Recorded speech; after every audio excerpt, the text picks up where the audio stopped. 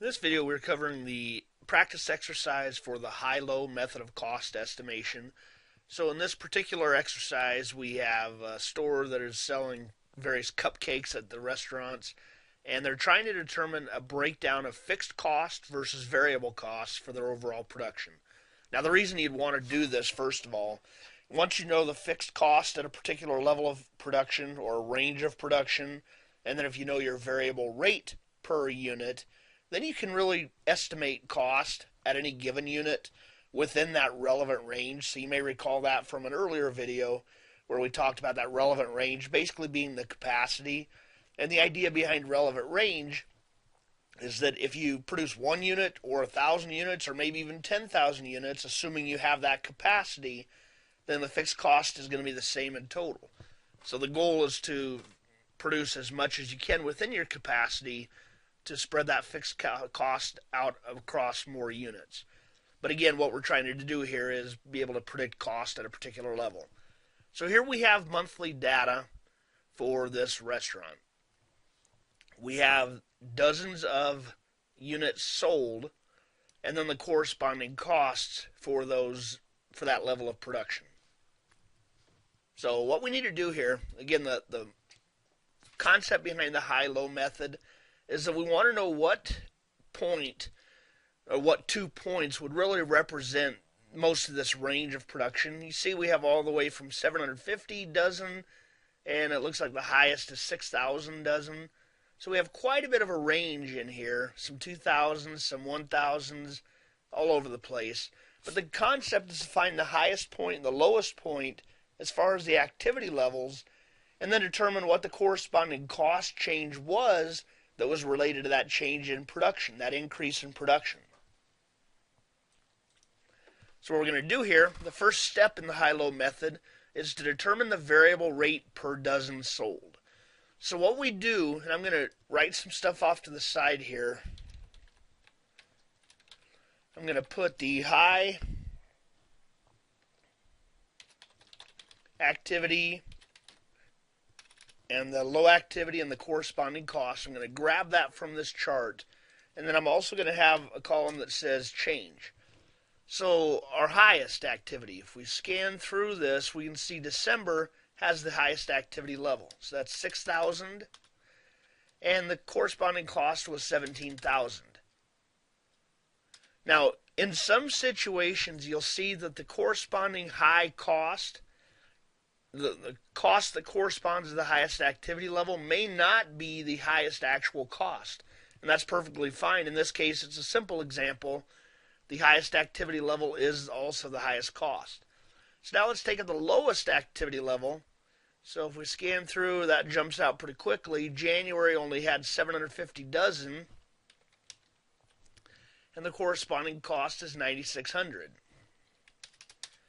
Now, interestingly here, what I just said a bit ago holds true. January is the lowest activity, but it is not the lowest cost. In fact, we have two higher activity levels that are lower cost for whatever reason. There might be a variety of reasons, but we're not concerned about it. What we're concerned about is finding the lowest activity and the corresponding cost. So what we're going to do is look at the change. And actually, we need to have this down here due to the way we put it. So the change in activity, it was a 5,250 increase.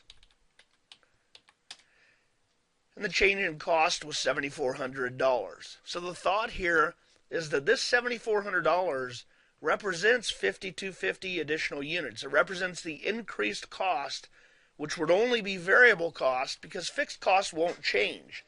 We assume we're within the relevant range here, that 6,000 or more is our capacity, so we're fine with fixed cost.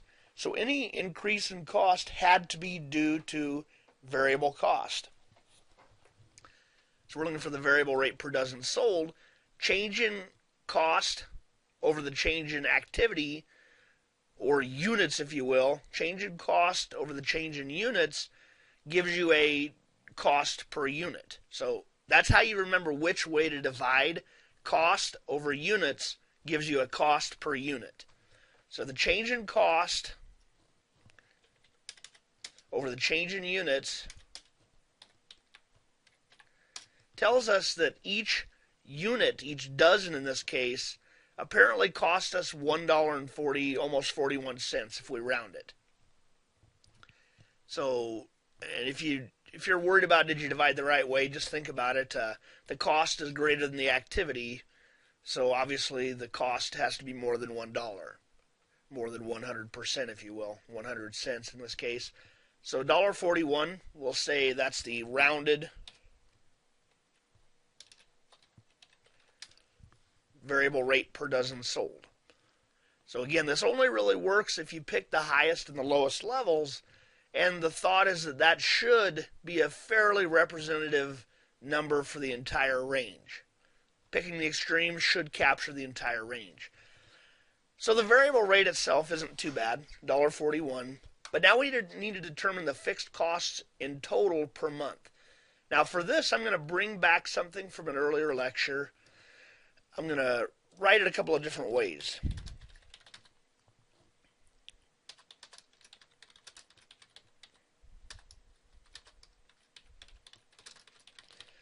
So this is the pretty simple equation. Total cost equals fixed costs plus variable costs. But another way to write this, because we don't really just get variable costs,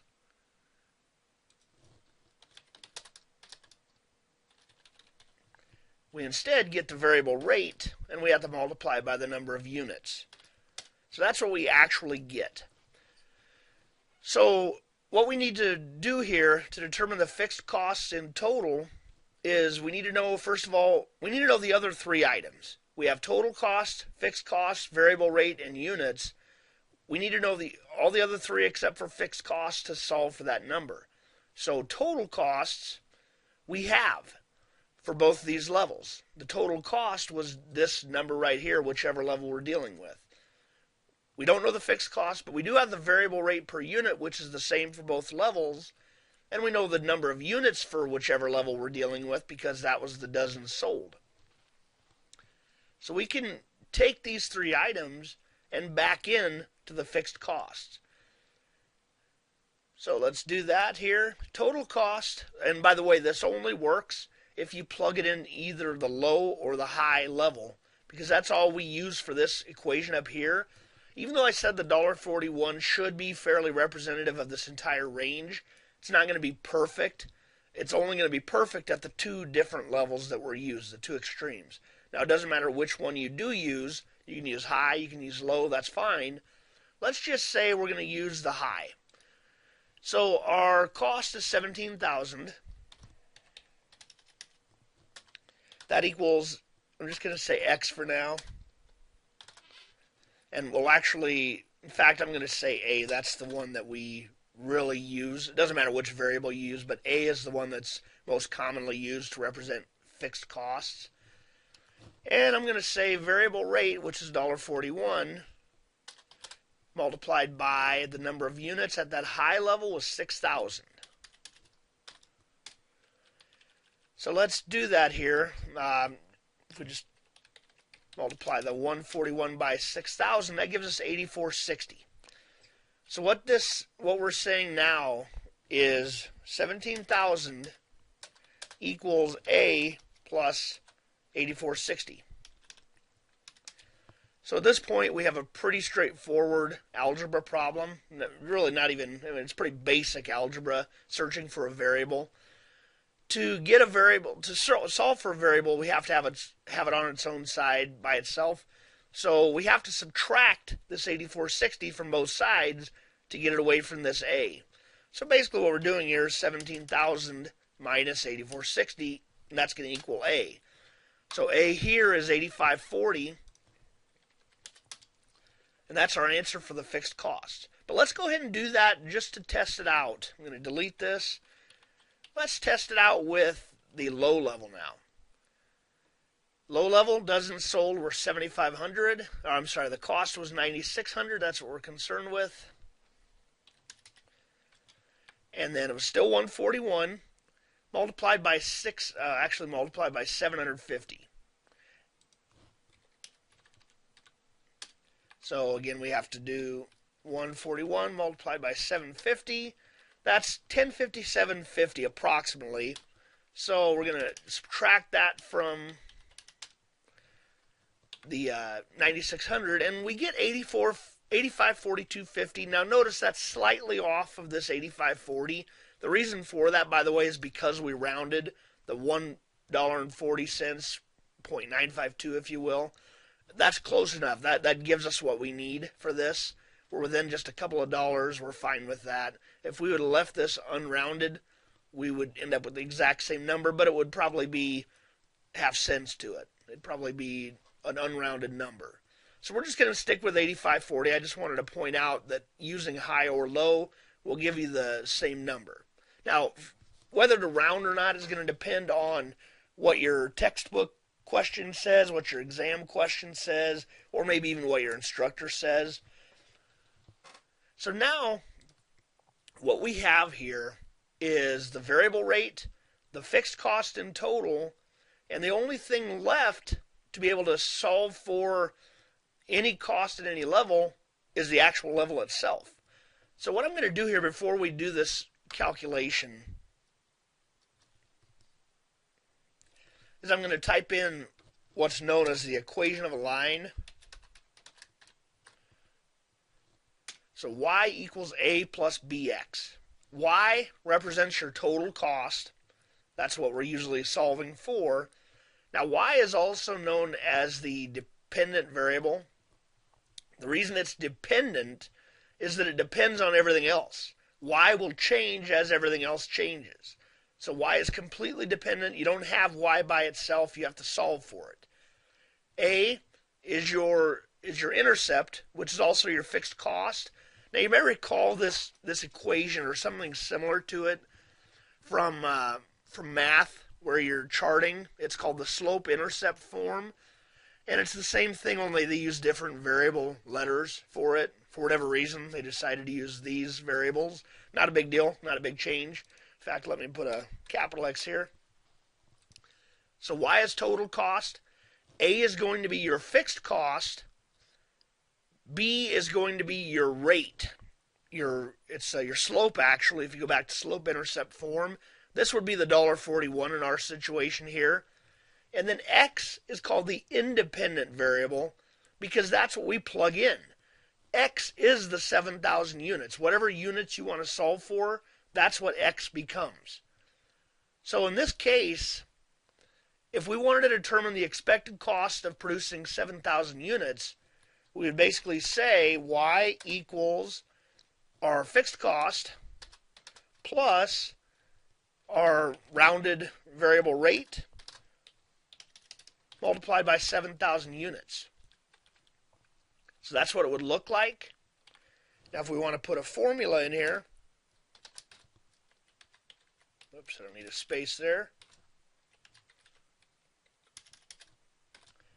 That's how we would do it for the actual Excel formula. And we end up with $18,410.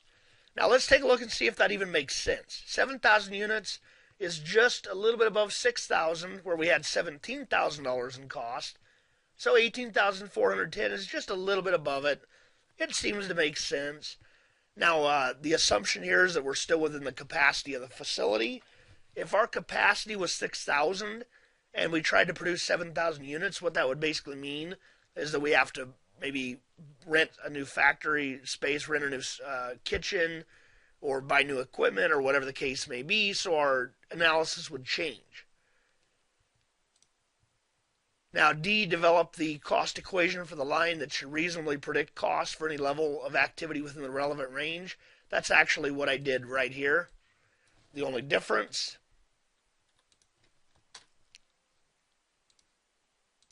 is that we need to replace the 7,000 with X, because in this situation it's just a generic equation. We don't know what the activity level is. So this would be the equation that we would need. And then for X we would just plug in whatever our activity level is.